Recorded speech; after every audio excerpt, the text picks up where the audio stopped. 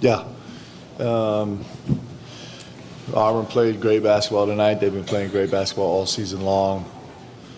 Bruce has done an unbelievable job, not just assembling, but growing and fitting together the pieces on their team. And so congratulations to them. We're pretty disappointed with our performance. We'll take questions.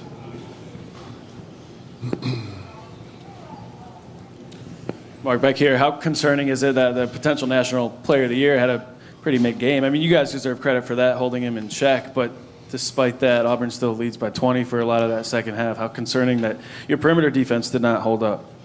Yeah, man, we really struggled. We really struggled with that, and give credit to Auburn.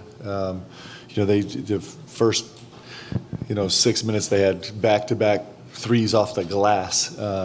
Sometimes there's a little bit of that night involved, but we certainly didn't ring the bell. Schematically, we didn't. Individually, we didn't, and so that's a place where we were very poor tonight. We've actually been making strides, but we regressed a little bit tonight. Mark, you guys have obviously had halftime comebacks. The first 3 minutes of the second half, 6 turnovers, and I think 5 in like a 50-second span. What did you see from your angle in that stretch? Yeah, it was really unfortunate. It was more a manifestation of, I think, the stress that we were feeling sped up, because none of them were forced. It was we were just dribbling the ball out of bounds, and that's actually, you can give credit to Auburn for that. They got us in a hole, and you can put the blame for that on me. I wasn't able to get the guys to a place where we could just kind of be present in the execution of the moment. But that's what happens when you get under duress and you're carrying around baggage. You have really inexplicable series of plays like that. That was a pretty devastating run for us, for sure. Mark, you've talked a lot this year about energy. Do you think the energy was where it needs to be, and if not, why you think so? I would love to make excuses on that. That ultimately falls on my shoulders. And credit goes to Auburn also. They've done this. They're a good team, and they made really hard shots tonight. And their switching was a de-energizer for us. We didn't respond to it well at all. We let frustration mount a little bit, and it was probably there's a whole slew of excuses: late travel, late game, all the things, with a quick turnaround. But at the end of the day, that's just what you deal with as a basketball player, and I failed to lead our team today to have the energy that is required for us to come out and be great. It's not a lack of desire. It was a whole cocktail of some energy miscues, some being sped up miscues, some terrific shot making from Auburn, and it all put together resulted in a really, really terrible day for us.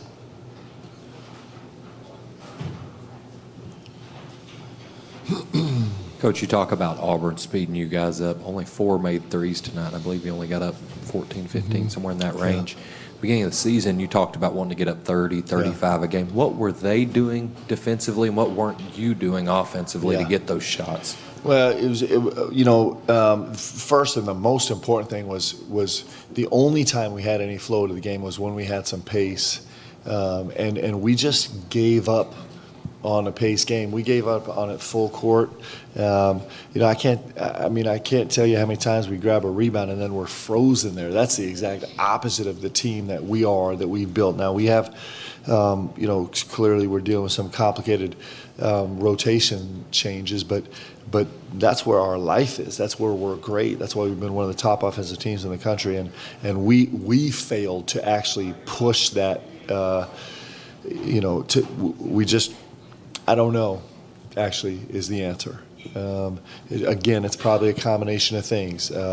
Fatigue, changing lineups, the frustration of the moment. But when we actually push the ball, we got some good flow into the game for moments, and then we just didn't. And that wasn't really something that Auburn was doing on possession. It was us just stopping. And then in the half court, a lot of credit goes to Auburn.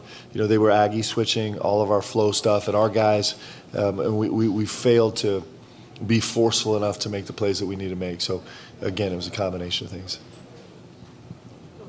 Mark, back here. Lamont, you could kind of tell his shoulder, his shot's not there yet. Is that just going to be rust? What do you see from him? And then for Jaxson, is he even going to come back here this week, this regular season? What about him? Yeah, the best thing about tonight was Lamont got through the game. Like, that's the best thing. And every game, every play he gets through is better.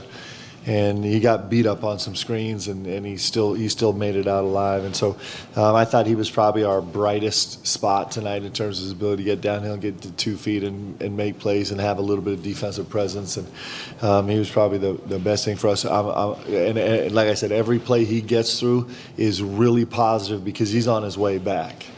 He's got 2 more games to really get to the elite level that he's played at for most of the season. And so I'm really happy he's making progress. Jax is, we kind of came to the final conclusion last night that he's going to get surgery.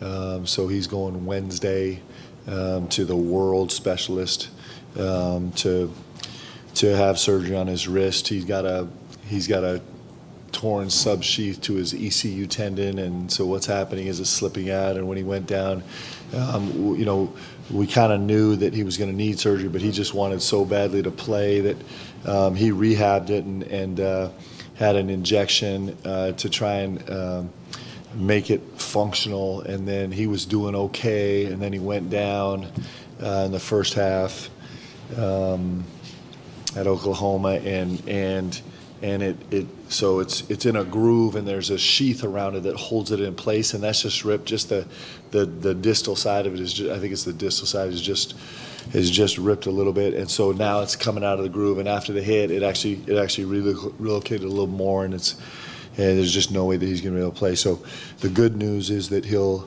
go have the surgery with the literally the world's #1 surgeon doing this particular procedure, and it's a 3-month to 100% full recovery. So he'll be good to go the 1st of June, the end of May, and continue on with his great basketball career. Mark, you mentioned Auburn's ability to switch a lot on defense. Just how different does their length and athleticism make them compared to some of the other top teams that you guys have played? Well, right now they're the best team in the country, and they punished us tonight for sure. It's a real credit to their guys, to their players, and a real credit to Coach Pearl and his staff, because they do a lot of switching on the fly. There's a lot of communication on the fly, and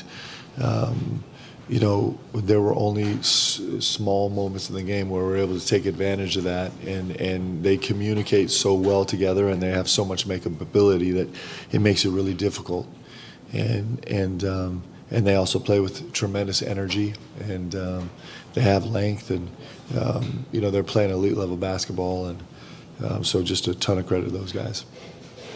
Thanks, everyone. Thanks, guys.